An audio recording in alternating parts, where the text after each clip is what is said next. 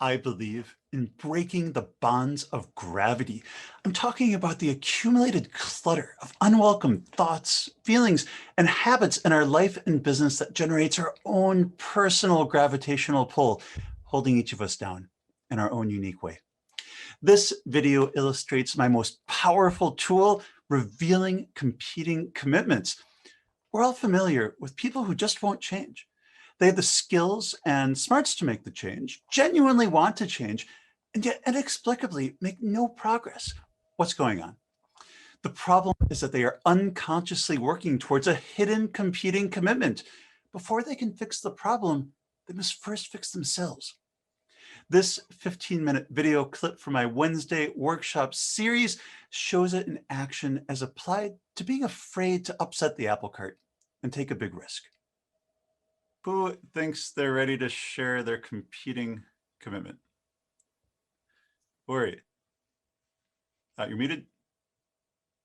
Sorry about that. Start with your conscious commitment and share the sabotaging behaviors, and then tell us what you think your competing commitment might be. Okay. Well, I struggle with coping with pain. That's been a hard thing, trying to balance that with keeping motivation up and things like that. Mm-hmm. I become easily frustrated when my attempts are met with little or no enthusiasm, often to the point of dropping out of projects or not wanting to do projects. I become easily disheartened at rejection. I undervalue my own achievements. I was in a meeting recently where a number of people in the meeting were praising things that I had done, and I was like, oh, I didn't even think that I'd done those things, so I didn't think they were as valuable as they were taken by the members of this team.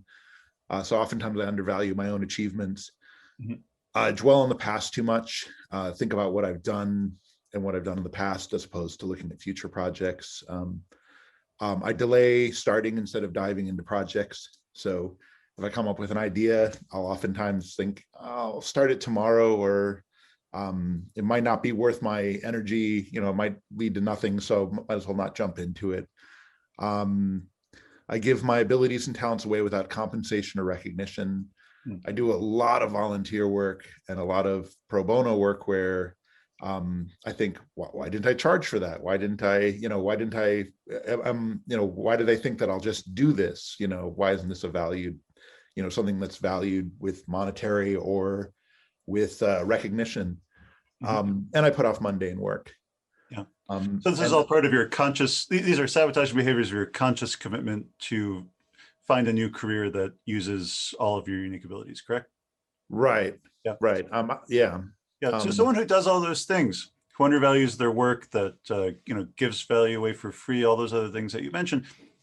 What do you think what else do you think you might be committed to that makes those behaviors seem perfectly reasonable? I'm committed to not upsetting the apple cart, for fear of making things worse than they are now. Somehow, if I push something through, or if I try something, whether the financial risk or whether the personal risk or whether I'll be alienated. So I tend not to try to, that can sometimes flip to a strength, because I can oftentimes see both sides of an argument, or if an issue is polarizing. I was working on a merger campaign in Maine for merging arts organizations, and it made me really good at being able to see both the benefits and the disadvantages of these arts organizations coming together and merging. But at the same time, I certainly, I don't want to say, you're wrong, we need to do it this way, because I don't want to upset the apple cart or alienate someone and feel like I can't get anything done if I alienate. I'm committed to avoiding disappointing others. I'm committed to putting others' needs before my own, and I'm committed to not exposing myself to intense problems, or intense difficulties. Yeah.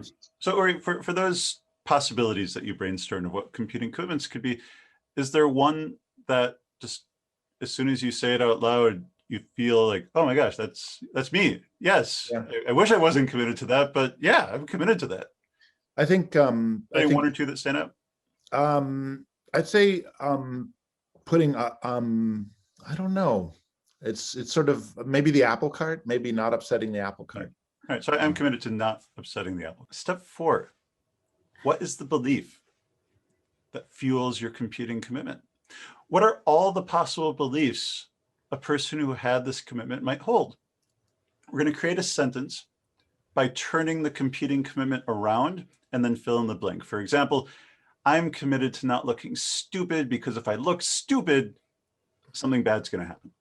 You'll know you have the right one when it has a strong hold on you and that it's testable. All right, so who thinks they're ready to share their hidden belief? Ori, we want to move from being unconsciously controlled by our beliefs to consciously controlled by our beliefs to consciously free of our beliefs to unconsciously free of our beliefs, so you don't have to think about it anymore at all. As you expose this belief to the light, its power will evaporate.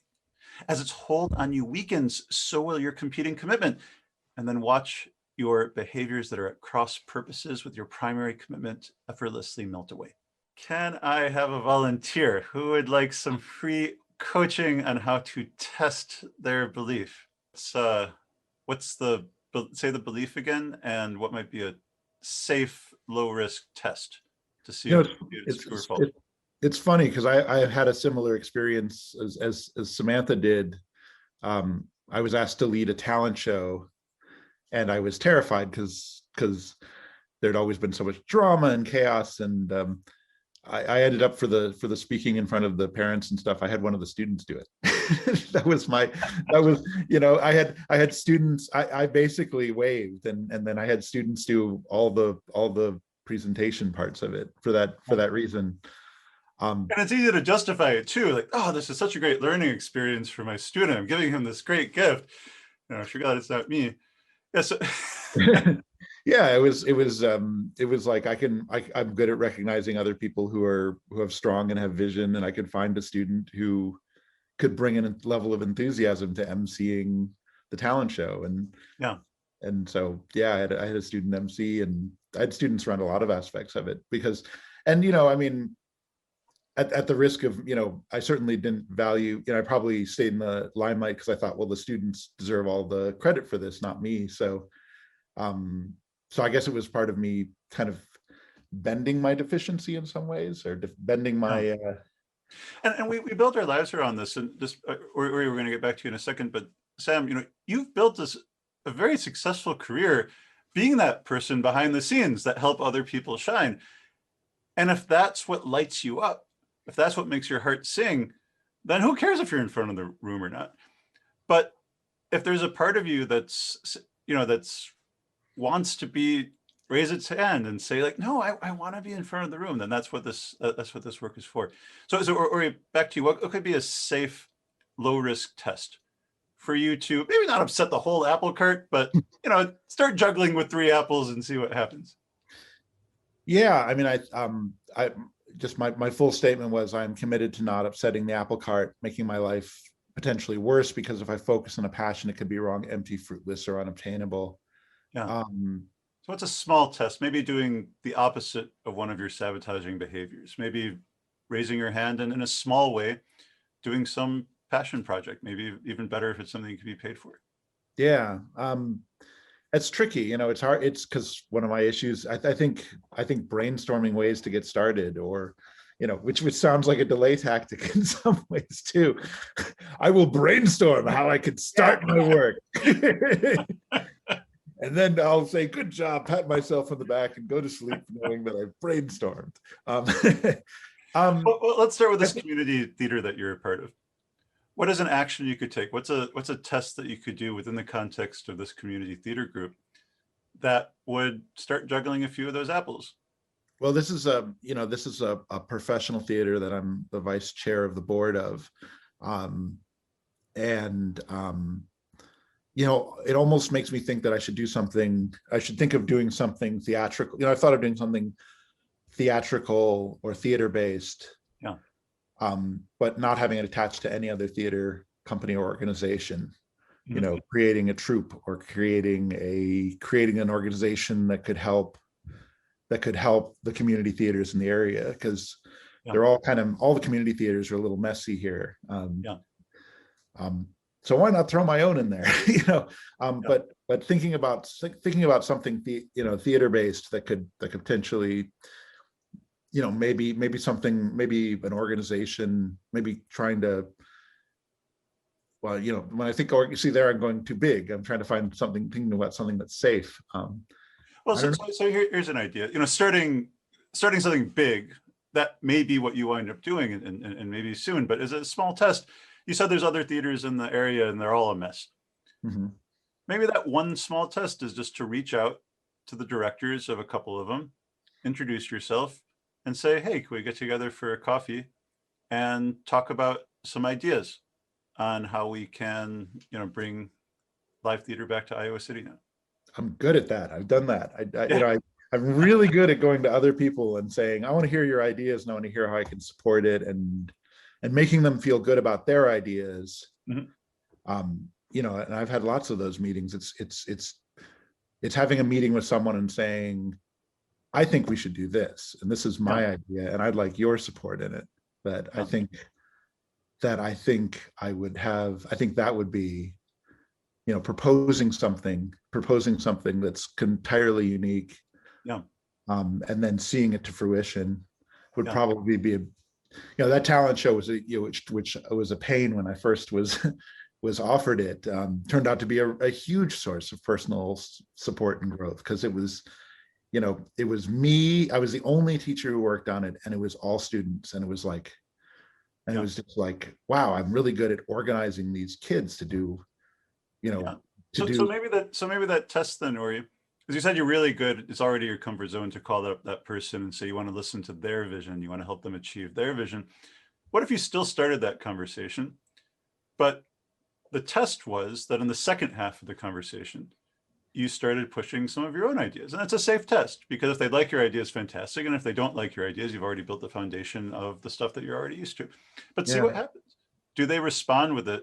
Do they respond to it and say, "That's the stupidest thing I've ever heard. You idiot. How did you possibly think that this would be a good use of my time calling me up? Get out of here." Or do they say, "Oh, that's really interesting. Let's discuss it." Or is it somewhere in between? Again, we're trying to find those contours. So maybe that's the next step, to think of what could be a path forward, your path forward. Start a conversation and make sure that halfway into the conversation, you start that. And again, the goal at this point is not to change your behavior, to improve your behavior. The goal here is to gather data, to convince the elephant that this thing that it's been thinking for all these years, it's just not true. It's funny that like both Sam and I, looking at each other, it's like, well, duh, you should, it's like, duh. Yeah. And that's the thing with these hidden beliefs and commitments. The people around you think like, "Ori, what's your problem? Why are you just doing this? You're great at this stuff." And you didn't have the language to say, "Oh, well, I'm not doing it because I'm actually committed to not upsetting the apple cart. Because if I do upset the apple cart, then, it's going to be a damn squib." No, but okay, great. So do that test. Shine a light. Was that useful for you? If it was, and you would like some help with this stuff, I run a free Facebook group called Mission Control Fellowship to help entrepreneurs gain clarity around who you are, where you want to go in your life and business, and how to get there. It's for lifelong learners looking to improve your life and business. Might be useful for you. Check it out in the link below, because to boldly go forward, a little help goes a long way.